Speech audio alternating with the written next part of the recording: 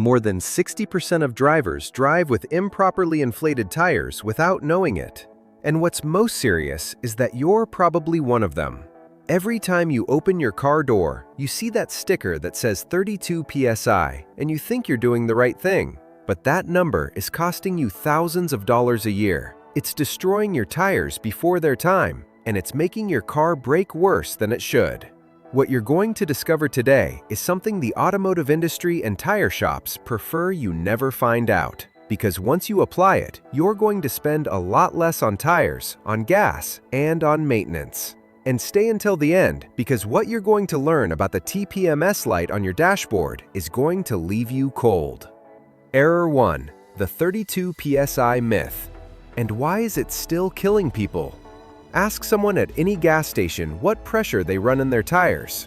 The answer is almost always going to be the same, 32 PSI, maybe 35. What you almost never hear is what the plate on my door says this morning. And that is the beginning of a problem that costs drivers thousands of dollars a year in wasted fuel, prematurely destroyed tires, and avoidable accidents. The myth started reasonably enough. Many vehicles from the 90s specified 32 PSI.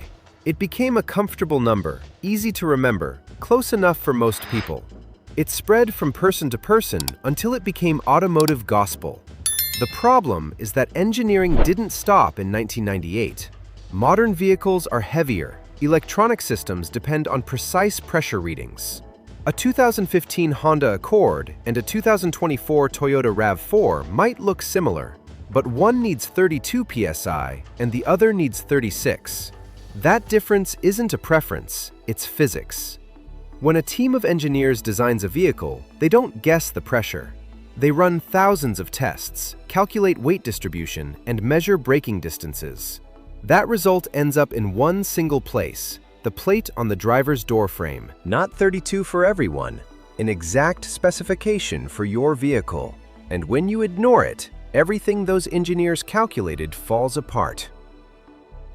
Error 2. The tire that killed someone had the correct pressure. Remember the driver from the beginning.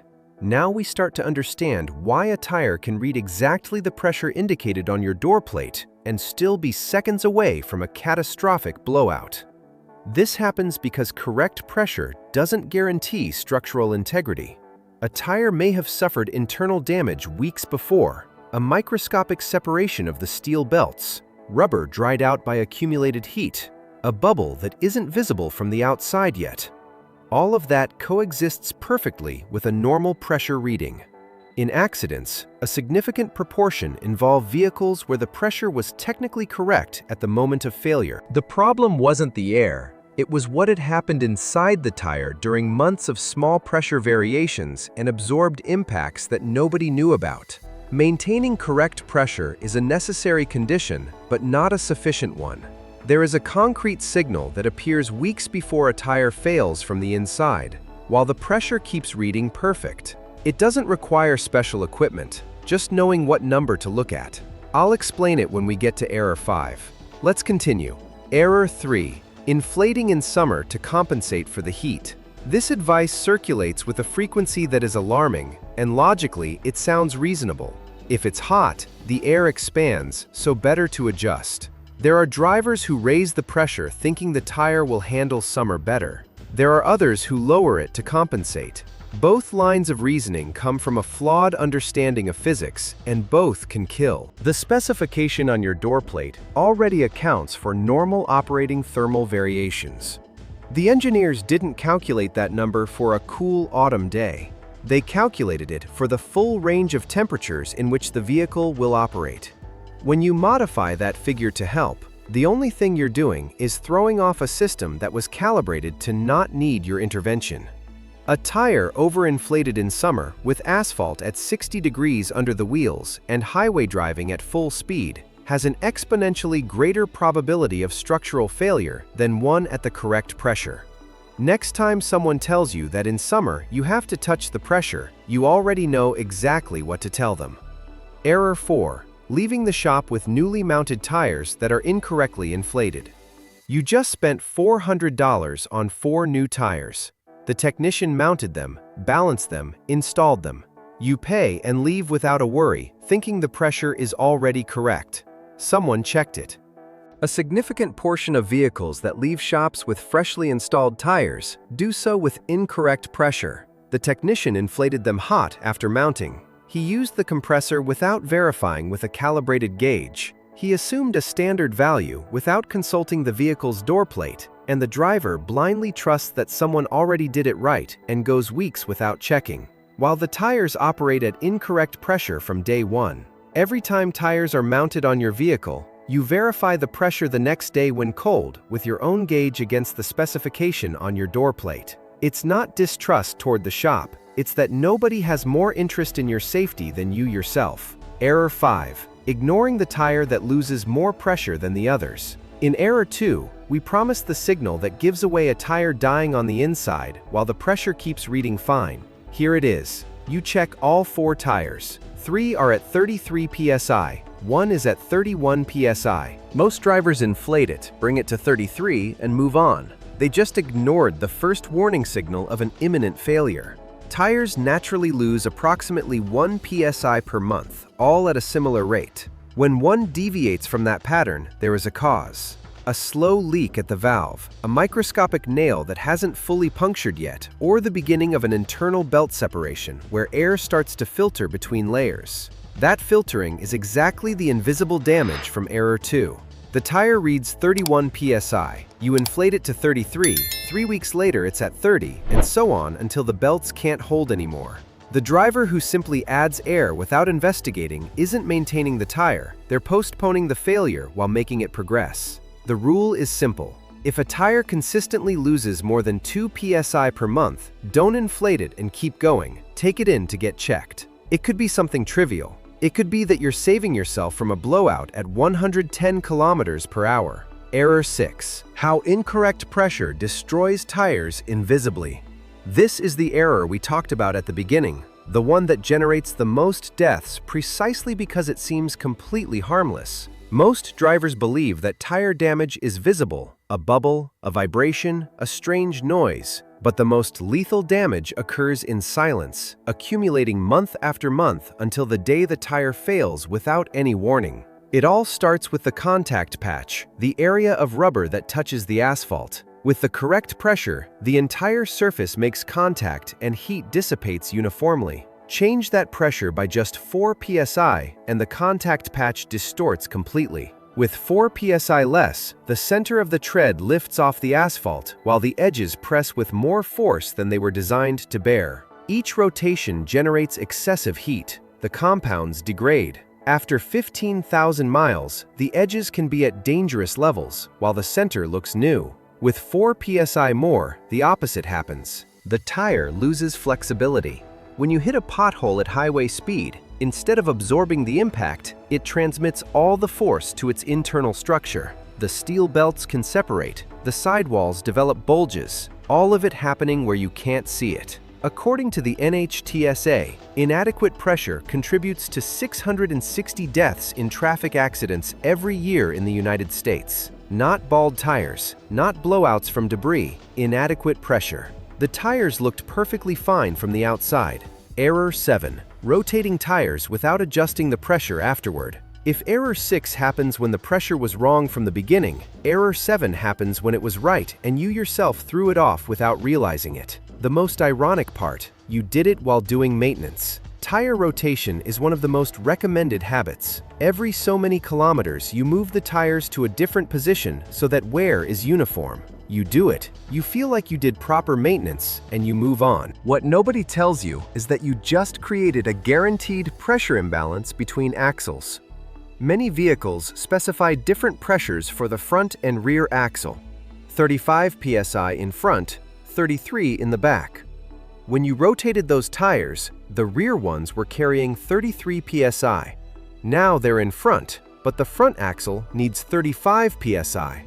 2 pounds per square inch of difference on the axle that steers, brakes, and bears more of the vehicle's weight. On dry pavement, you'll barely notice it. In an emergency braking on wet pavement on a car already at the limit of grip, that difference may be the one that determines whether you stop where you want to or not. The procedure is always the same. After any rotation, adjust the pressure on all 4 tires according to the specifications for the axle they ended up on, not the one they were on. Error 8. The cold tire rule that almost nobody respects. Everything we've seen up to this point has a common denominator. The moment you measure pressure changes everything. For every 10 degrees Fahrenheit of variation in ambient temperature, the pressure changes approximately 1 PSI. But that's just the environment. Driving on the highway can raise the internal temperature of a tire 50 degrees or more. A tire that reads 32 PSI cold can read 37 PSI after 20 minutes on the road. Completely normal. The air is simply hot. Here's the error. They stop at a gas station after driving. The gauge shows 37 PSI, the door plate says 33, and they release air until they reach 33. Problem solved, right? They just underinflated their tires by 4 PSI. The door plate specification is always, without exception, for cold tires. Cold means at least 3 hours parked. That night in the garage, those tires are at 29 PSI when they should be at 33. You can drive them like that for months without knowing it. The correct procedure is one and only one. Check the pressure in the morning before moving the vehicle, when the tires have been resting all night. That is the only moment when the reading is real. Error 9. The spare tire you'll find useless when you need it most. A driver with a flat on the highway pulls over, opens the trunk, takes out the spare, mounts the wheel, lowers the car, and discovers that the spare is also flat. It's one of the most frequent calls to roadside assistance. The spare tire forgotten in the trunk for years has lost so much pressure that it's unusable. Now the driver is stranded on the shoulder, with cars passing at 120 kilometers per hour 1 meter away, waiting for a tow truck that arrives in 2 hours. Tires naturally lose approximately 1 PSI per month. If your spare hasn't been checked in 2 years, it's lost 24 PSI. And if it's a donut, the problem doubles. Those temporary tires require 60 PSI, not the 35 that regular ones carry. Some drivers who find the spare low inflate it to 35 PSI and call it done.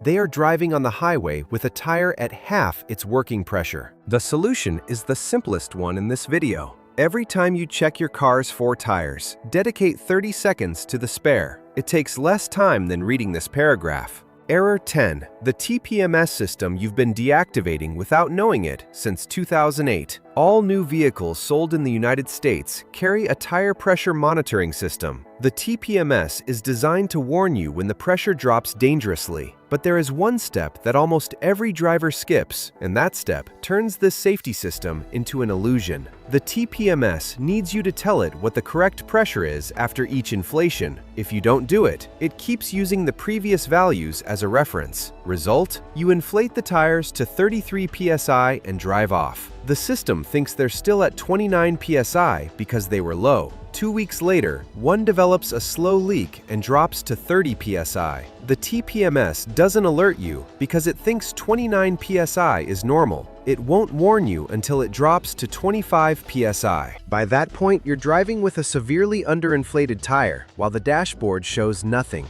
The reset is simple. Turn the ignition on without starting.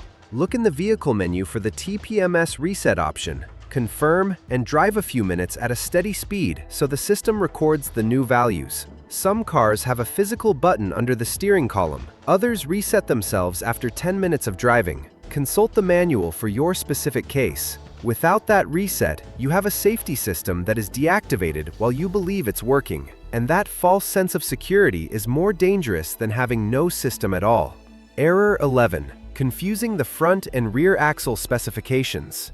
Your front and rear tires need the same pressure. If you answered yes without having verified it today, you just revealed exactly why this error is so frequent. A front-wheel drive sedan can carry 60% of its total weight on the front axle. The rear tires work under completely different conditions. That's why many vehicles specify 35 PSI in front and 33 PSI in the rear. If you inflate all 4 to 35 PSI because that's what the gas station compressor showed, you just overinflated the rear tires. enough to reduce rear contact on wet pavement and make the rear end tend to slide in emergency maneuvers. Those values aren't guidelines. They're part of the calculated balance between suspension, brakes, stability control, and weight distribution. Always consult them on your door plate before inflating.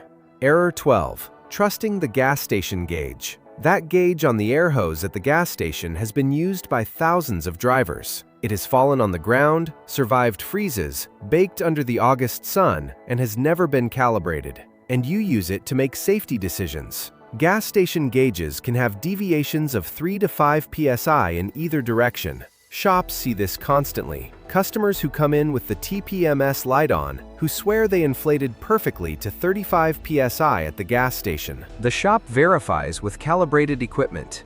The actual pressure is 31 PSI. The driver has been underinflating their tires for months, believing they were doing it right. The solution costs less than $20. A digital gauge in the glove compartment of the car, accurate within 0.5 PSI. Easy to read in any condition. Use it to verify before and after inflating at a gas station. That double check guarantees you're not depending on a broken instrument for something that can cost you your life. Error 13. Believing the number printed on the sidewall of the tire. This error shows up at shops every day. A customer comes in with new tires.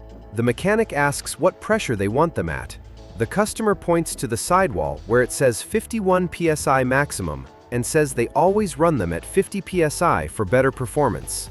That number is not a recommendation, it's an emergency ceiling, the maximum pressure the tire can handle under its maximum load at its maximum speed. Think of it like the red line on the tachometer.